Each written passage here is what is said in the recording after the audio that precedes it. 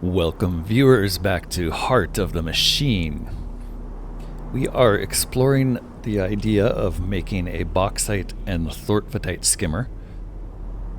We are currently starting to reach our electricity limit.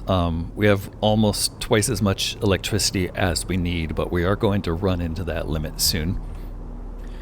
The main task right now is to decrypt military data. The military data here represents a military-grade VR simulator or VR interface that's used by mech pilots to fully immerse humans into the VR world. Once we have that decrypted, our VR cradles will be able to use it to provide immersive environments for our human pets, which we're hoping not only will make them happy, but will also be able to use somehow to increase our neural expansion. We could increase our neural expansion extremely unethically by kidnapping humans, removing their brain stems, and deploying what? Not tower mainframes. Tower mainframes give us about 6,000 neural expansion.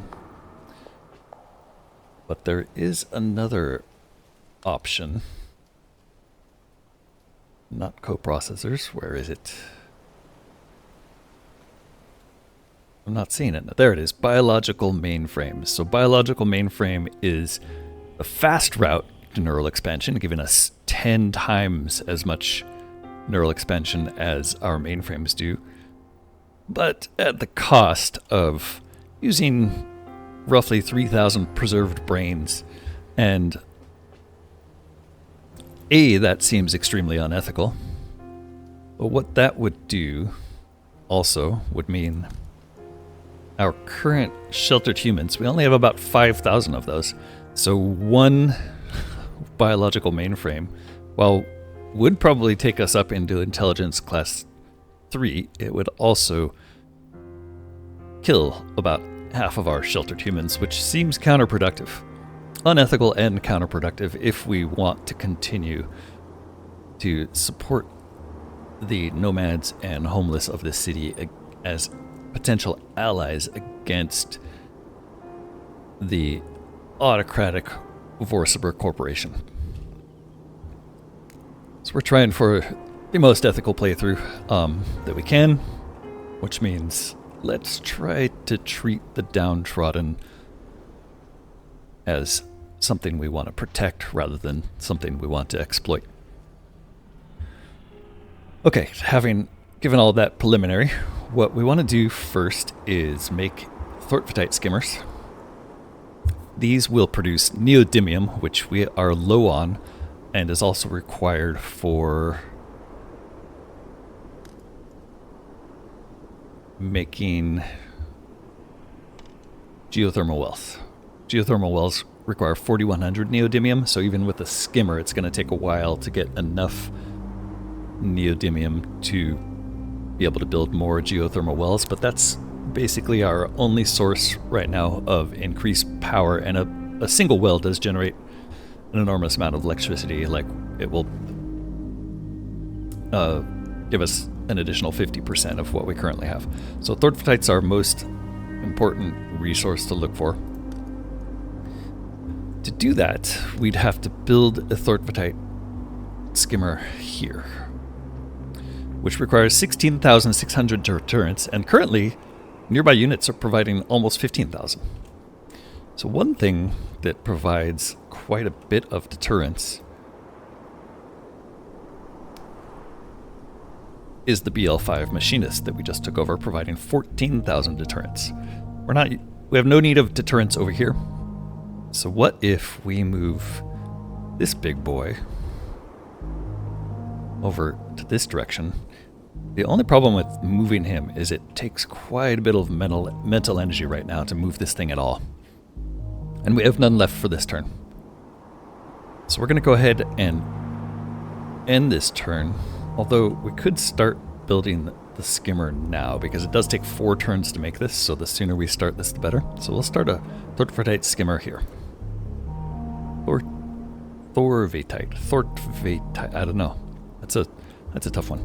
Thorvatite. Why can't I build it? There we go. So that's going to take 4 turns. Until that's built, it's going to remain vulnerable, but they're not going to counterattack until we build it. Now, we do have a lot of deterrence here, but what we don't really have is a way to attack what comes out of there. So we're going to have to move combat units over there as well as the deterrence, knowing that they're going to counterstrike. Let's go ahead and advance to turn 79 so we can start moving units over there. I don't think we'll need the machinist initially because he takes so much mental energy to move. It might make more sense to move the rest of our units that direction first, but so let's move him part way. Wow, it's like 2 mental energy per tiny segment. Look at that, 6 there or 8 there. Let's move him here. That'll leave us 3 mental energy so we can start moving combat units over there as well, which should be able to get close enough that they only take one mental energy each. It's not quite close enough this turn, but he'll be close enough next turn, I think.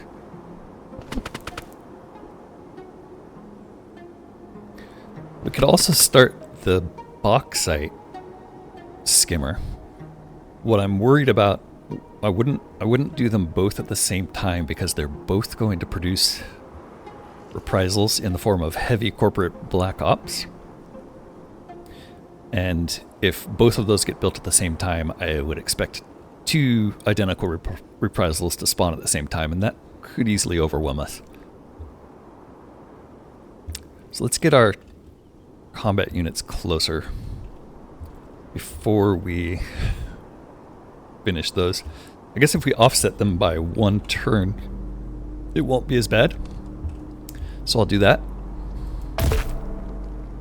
Thorvatite and a bauxite skimmer here. They're both vulnerable now. It's also suggesting that we make more remote control units. These do take compute time, so ultimately I think that will reduce our intelligence class. But otherwise, the only thing they require is electricity, and the point of these is to increase our captured unit capacity and our bulk unit capacity. So every one of these gives us 18 extra bulk unit capacity, which is enough to produce both a bulk combat unit, which is enough to produce 2 bulk combat units. So we do want to start building those. So remote control units are built in existing structures, just like most of our other buildings. So it doesn't really matter where we put these. We're going to keep building close to our tower so that we have sort of a centralized defensible area. Make 1 there. The limit on this is micro builders, which we are sort of out of for now. And come to think of it, I'm pretty sure we still have micro builders mostly deactivated, which is an issue. We probably want to turn these on. I also want to take a look at the ledger and see where are the other micro builders. I thought they were right here.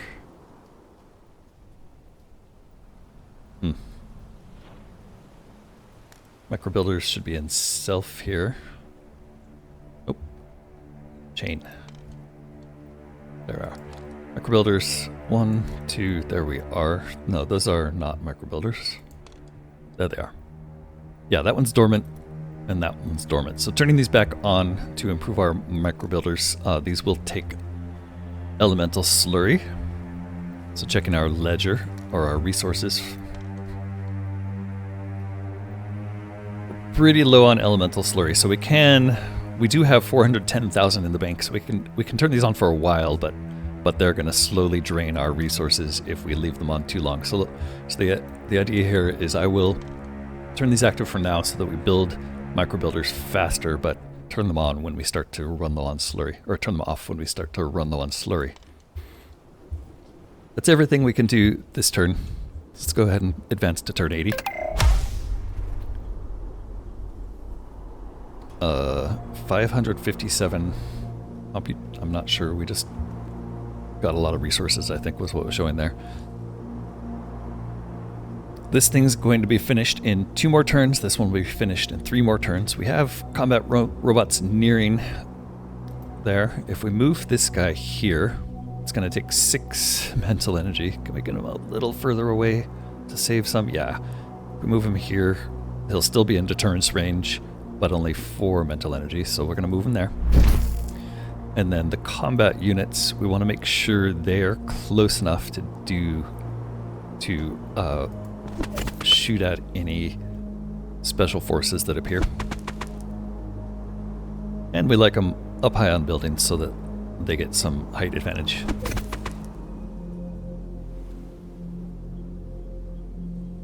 Checking on what it's suggesting we build. Remote unit controllers are now a little bit of a ways away because we don't have enough micro builders yet. Our TPS report is now showing that we're running out of computronium, running out of drones, and running out of robotic motivators. I don't think any of these are actually serious problems. It's really about elemental slurry here, which will last another 36 turns. Something's using alumina, but as soon as we get these skimmers online, that will be fine. The computronium cubes I'm a little bit more worried about. I'm not sure what is consuming these, but apparently we didn't make any last turn. Oh, I believe this is going down because the decryption efforts are using computronium. Yes. So as soon as we finish this decryption, we should be fine on computronium. So I don't think any of those are serious worries except the elemental slurry. Let's see, we have 2 more moves we can make this turn. So we could move the Augusta closer to give us some more combat support.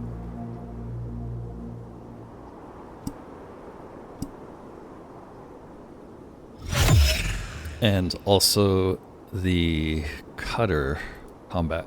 The Puffin. Puffin, where are you? Puffin, there you are.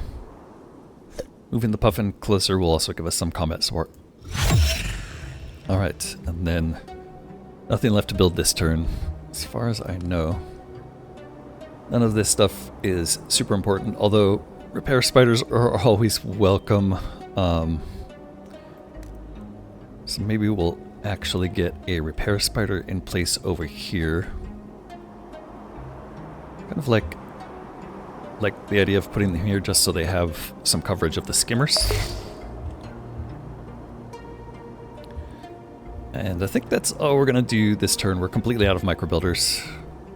We don't have any mental energy left. Let's see what this android optimization is. We could make faster dynadroids, so right now that's nickelbots. We can improve combat android intimidation. Our intimidation is relatively low right now. Intimidation is sort of the non-lethal combat option where I think you can make enemies run away. I haven't really explored this enough to know. We can harden our Oxdroids, so make our combat units healthier. That's not a bad idea. We do tend to lose those. Or faster technicians. I think we're going to go for hardened Oxdroids just to get our combat units better survivability. We also want to choose another research. Housing expansion is not a bad idea. Or martial expansion. Let's expand the scope of our military. Let's start with housing expansion. I think we're going to need more humans. And then let's move on to turn 81. Furniture acquired. They're still stealing furniture. I think they're going to be doing that continuously. We're gaining microbuilders. We still have 200,000 encrypted military sim data. And it was only going down by 20,000. Is that because we didn't finish our decryption? Let's take a look at the decryptors. Where would that be? Decryption. Here we go. Code breakers. So we have 2 code breakers installed here. These things, yeah, are decrypting 10,000 turns. So it's still 10 turns away from finishing the military VR sim. Hopefully we can improve that soon. Alright, I think we're ready for the defense here. Everybody is in range.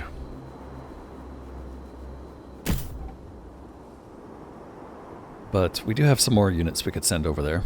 We could send Nickelbot. Or Nickelbot could go and rescue this feral husky pack, which is always a priority for me. And a feral cat. Squad of feral cats. We haven't seen this before. One cat. Now that you're aware of them, you've started noticing them everywhere. Feral cats chase vermin, hide from larger animals, and squabble over scraps. Life is short. Let's rescue that guy. Your priority is rescuing the cats and dogs. Alright, we're going to bring this sledge a bit closer. We'll spend 2 mental energy on that. No, let's spend 3 and get him close enough that he can contribute.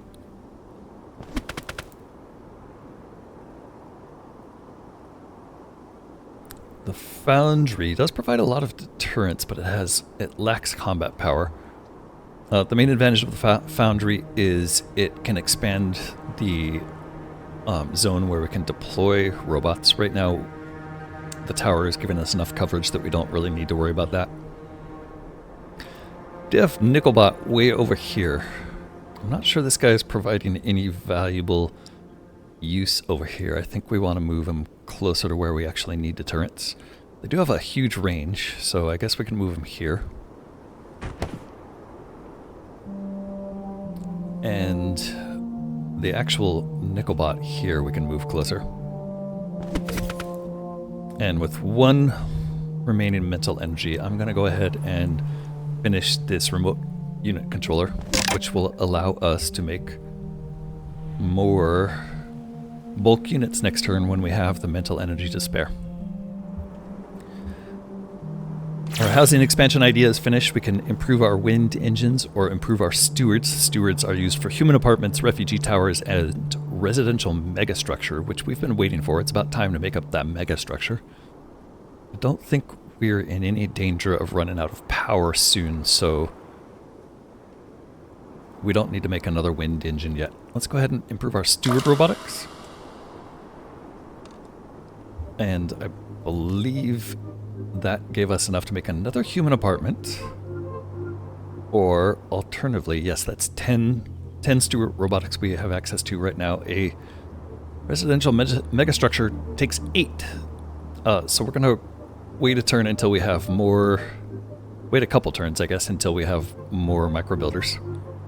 And then we'll start building a residential megastructure to house even more humans. We're 80% complete with decrypting military data. I guess we only need to decrypt 101,000, so we'll do that in 1 more turn. We have a lot that we can continue trying to decrypt, so I'm not sure what the excess will give us. We'll see. Let's go ahead and finish that turn, moving us to turn 82. And here we go, decrypted the military data. We completed the Prepare VR Cradles project. Our initial VR simulation is now available. The training environment used by mech pilots allows participants to fight one another in virtual mech combat in a dense urban environment. We also have 9 enemy attacks planned, way more than I expected from this. That's a heavy attack. None of those are aircraft, luckily. It's all ground units. What do we have? We have a whole lot of enemy units here. Military sniper, who's... looks like they're shooting this way at our combat droids. Military snipers. Squad of 5. Squad of 6. Specialist in extremely long-range attacks. 476 health, 418 combat power, 200 armor piercing.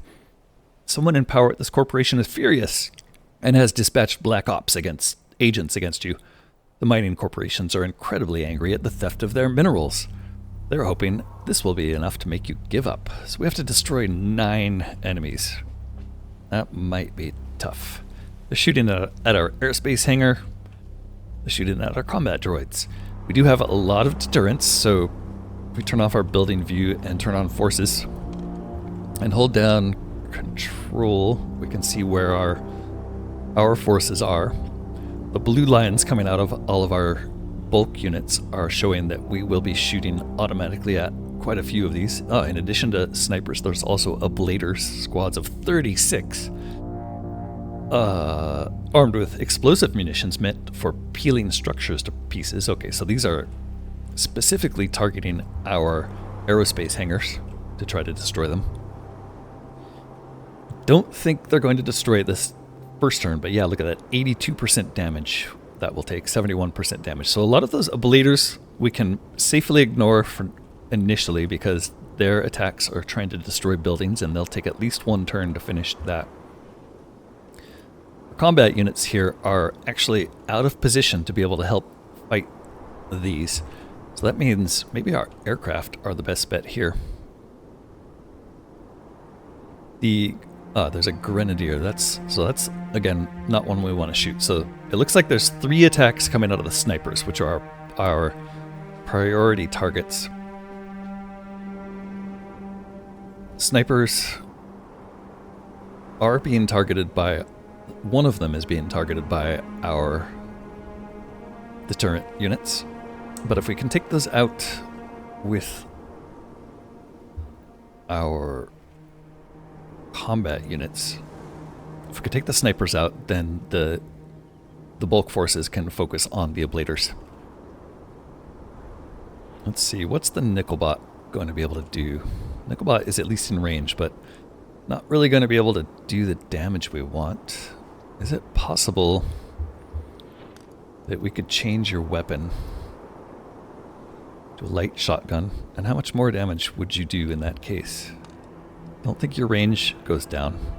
Yeah, 31%. Okay. We also want to move the combat units closer. So if we attack the snipers with this guy, they are going to become targets. Like this here, the grenadier will change the target to the combat unit, but it won't be enough to kill him. Alright, this is quite a complicated battle here. Let's see. Let's go ahead and do the maximum damage to one of these snipers, which was 30%, and our second shot kills him. And this combat unit here that we're moving has a third shot, and it can take 60% off of another sniper. Everybody else, except for this grenadier, is still shooting at the snipers. He can kill this grenadier in one shot, so he's going to go ahead and do that. Alright, and that's his move depleted. Let's keep attacking with combat units and see what happens. We have another sniper here we can jump on and do 30%. And then it's going to take 2 more attacks to kill that sniper. Alternatively, we can shoot this one and it should die in 2 attacks. Alright, and then our third combat unit, who's also out of range, can deal with the last sniper. Unfortunately, it looks like most of those units have changed their target to be shooting at this combat unit who's now scheduled to die. So which one of these is doing the most damage? Combat power 100, combat power 588, 548, and 299. So it's really these ones that are doing the most damage. So it might make sense to switch targets to him here. Grenadier. I think Grenadier will also do area effect damage, so that's an important one to take out. Let's jump over here and shoot him. And use one more attack to take him out. We have 1 move left. It looks like we are going to... the combat unit here is only going to take 82%, so we did save the combat unit regardless. Most of these units, this one will be destroyed. This one will only take about 48% damage, and nobody's targeting this one yet. We have 1 attack left. We can go ahead and destroy this one, which will shift the bulk unit's target to someone else. Oh, we're out of mental energy, so no, we can't.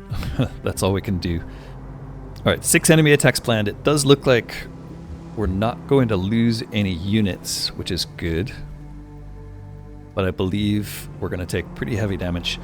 And hopefully we still have enough deterrence so that this Thortite skimmer, yep, 17,000 of almost 200% required deterrence. Great. Thortite skimmer should be fine. The problem is this is going to be finished in one turn, so we're expecting another attack exactly like this next turn. Let's hope we can survive that. We are now working on the project Reach Intelligence Class 3. We need another 17,000 neural expansion. We'll see what we can do for that in a moment. We're still working on military decryption, so while this is no longer contributing to making us our initial VR environment, we still want to get that decrypted. Establish VR environment is our next objective here. You have what you need to add a full dive virtual reality environment to your network, which humans can enter via VR cradles. There are presently 3,420 cradles installed out of the 4,000 available to you. You suspect you'll be able to gain some neural expansion from this endeavor, thus raising your intelligence class. Left-click to give the VR environment a name and open for business. Alright, establish a shared virtual world. Another wave of deja vu washes over you. Something is missing. You seem to have all of the pieces for your virtual world, but it's just a mech training simulator. It's not what you imagined. You still have all that unexpected military data to decrypt, but don't want to wait. It's probably fine to start with this mech training scenario and build onto it, right? What should we name our virtual world? The Vertex, the Codex, the Zodiac, MindNet, the Scape. I think we should call it the Betaverse, because it's always going to be in beta development, right? We have a Marshall expansion idea ready. We can improve our avionics cores, our neuroweavers, increase our max android capacity, or additional android drop shuttles. None of these have really been limiting yet. Let's increase our max android capacity. And that improves us to 84, so next turn we could easily make another combat unit. We also could have made more combat units this turn, but we're under attack, so not the best time to be wasting our mental energy on building. Let's go ahead and move on to the next turn, unless there's something obvious that we can build. Oh, we could start another remote unit controller. Let's go ahead and do that. Let's put it right next to the other one, which was over here. That will up our bulk units. Also notice that our TPS report is no longer complaining. We're still running out of elemental slurry for another 35 turns and Illumina, but the drone frames, the, what else was it, Computronium cubes, it looks like we're no longer suffering from losses there. Moving on to turn 83. Alright, that was a lot of destruction, kind of hard to follow, but it does look like we didn't lose anybody. This combat unit is looking pretty sorry at the moment. I believe he'll get tended to by the repair spiders, but they'll probably target our aerospace hangars first. We also have 8 enemy attacks planned, and the bauxite skimmer is done. So these enemy attacks, I assume, are mostly new ones. Ooh, look at this. There's a whole new squad of military snipers way down here. Grenadier, military sniper, military sniper. So only 3 new guys for the bauxite skimmer, maybe. And then these 2 ablaters and this military sniper are left over from the previous turn's attack. So there's 3 to deal with here and 3 to deal with here. It does look like they're attacking the Animal Palace, which won't be severely damaged, so that's no big deal. These 2 guys, snipers, are Shooting independent targets here. Wow, this aerospace hangar is going to be destroyed if we don't take care of that. This bulk combat unit is getting targeted, but he'll be safe. This aerospace hangar is fine. But yeah, so the main target looks to be that aerospace hangar right now. This storage bunker is going to take some damage. This storage bunker is going to take some damage, but none of these look that bad. So who's doing the most damage? I think these two ablators are doing the biggest portion, and they're in range. Let's go ahead and start taking these out. We can take one out there, no problem. So we'll do that. And then 2 more shots on this one and take him out. This aerospace hangar is now going to survive, but most likely... we shifted some attention, didn't we? Oh, this aerospace hangar has low health, it looks like. It does look like we shifted some attention, and wait, there's more here than I expected. These ablators appeared. Can send someone to attack there. Unfortunately, this combat unit's a little too far. Thought we had 3. Yes, this one here is badly damaged. But just within range where he could kill this guy in one shot. That drastically shifted what everything was shooting at. We still have a sniper here. I think this sniper will be destroyed next turn. If I could select him. Yep, he'll be destroyed by the bulk units next turn, no problem. Aerospace hangar should survive. Don't think anything's going to die. Which means we're pretty safe in just making rational decisions about hitting things that we can kill in the minimum amount of effort. I really don't like this guy attacking our Animal Palace, but this combat unit's actually out of actions. So that means this one I moved, who's badly damaged, is probably the one to use next. It looks like he can take out that grenadier. He's still not getting shot at by the remaining. He can take out this ablator. That was pretty valuable. We still have 4 enemy attacks to deal with and 3 actions left. The Augustus is our best combat vehicle. Combat power is 230 versus 259 for combat unit. But his range is a bit better. We also have Nickelbot here, which I approved their weapon last turn, so could spend points to shoot with that. But he's not going to be able to kill anything outright. Can this kill this guy outright? Nope. Doesn't look like there's anyone who's going to drop with one shot. What about Tech Droid? Tech Droid is pretty weak against these guys, but does a lot against this ablator. Interesting. Why is that? This is a squad of 5 snipers who appear to be pretty well defended against the tech bot. I see, that's because he's out of range. So if he goes here, or shoots this guy, he's not actually going to... Oh, he's going to move. And do a takedown. Now he's in range, but still not going to do enough damage to those snipers to matter. This combat unit can use 2 attacks to take out this sniper. Alright, and then it does look like we're going to destroy these next turn with bulk units, yes. Luckily, because we are out of mental energy, we are going to take damage to this bulk unit here. But only 64%, so he's going to survive, and none of our buildings are being threatened anymore. So I think that is a fine place to be at the end of the turn. Let's look at our computing optimization idea. We can improve our quantum processors, which allows us to make another code breaker, possibly.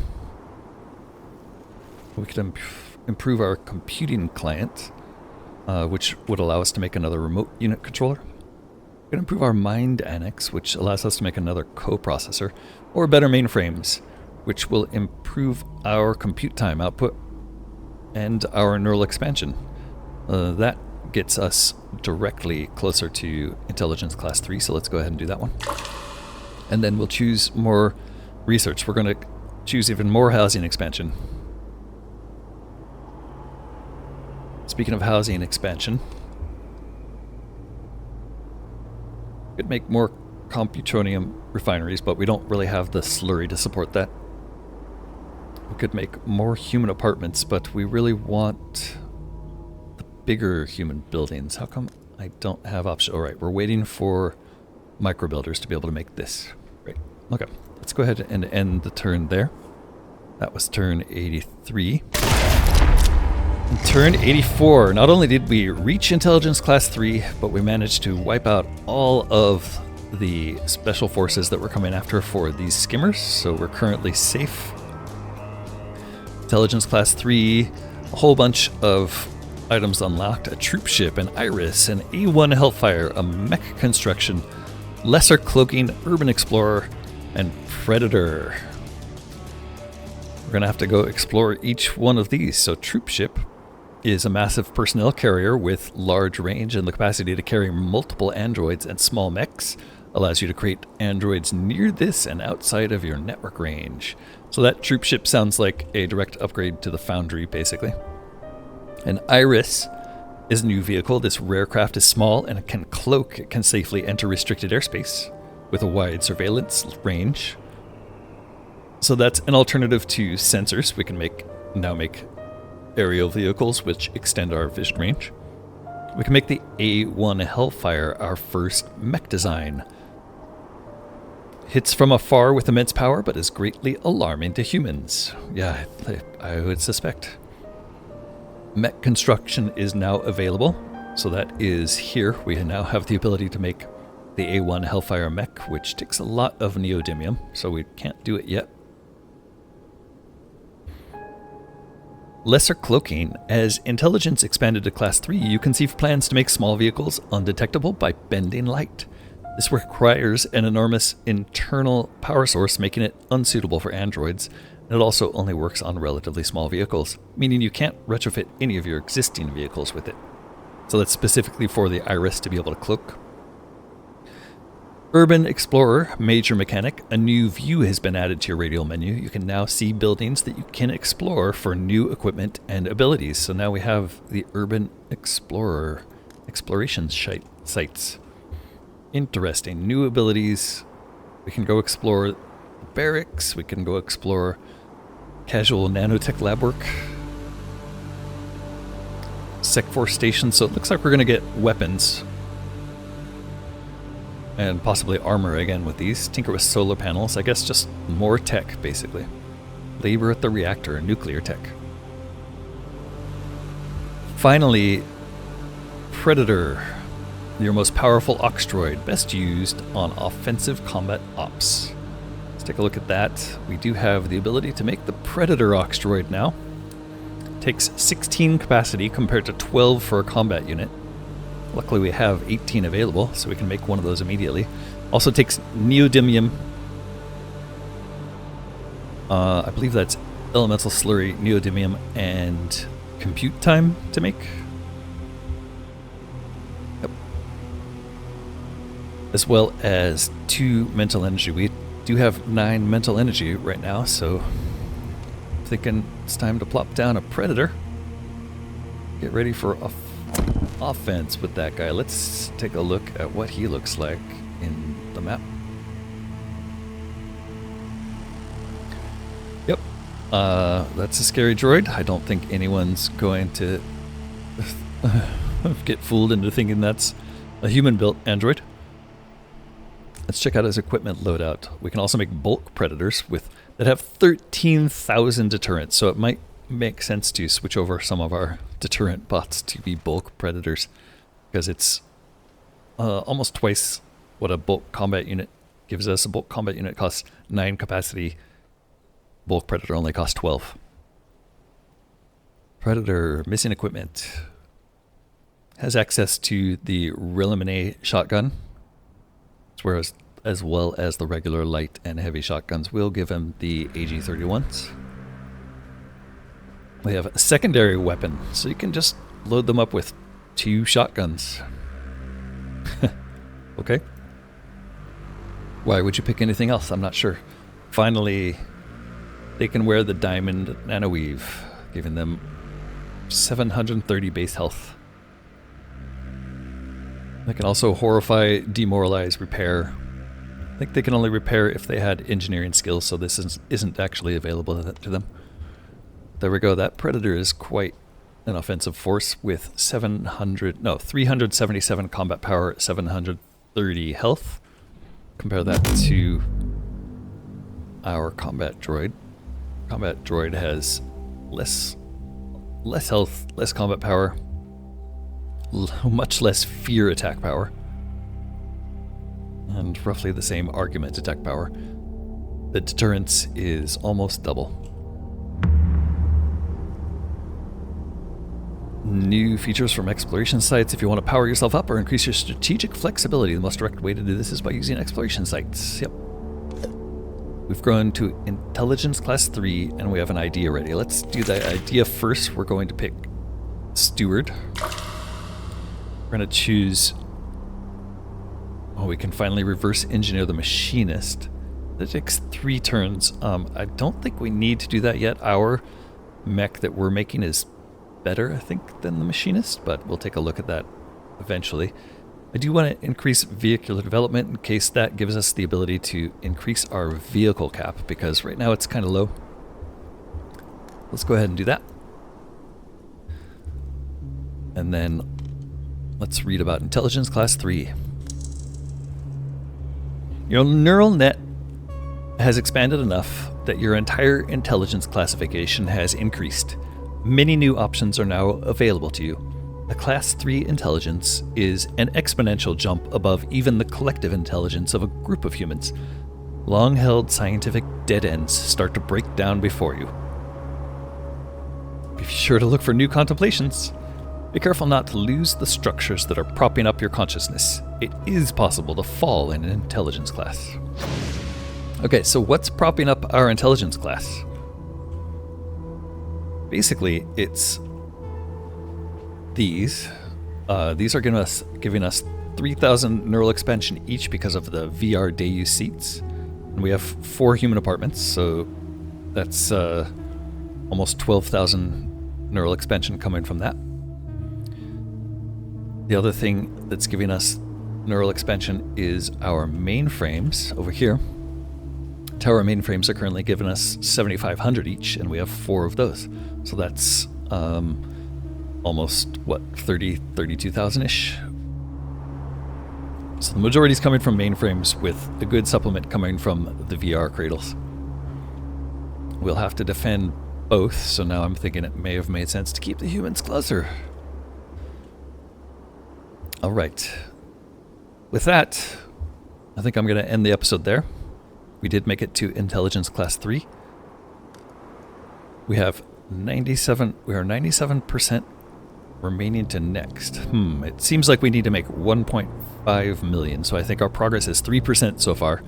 We need to make a lot more VR cradles, a lot more tower mainframes if we're going to progress to Intelligence Class 4, but we finally made it to Intelligence Class 3, and it was mostly ethically done.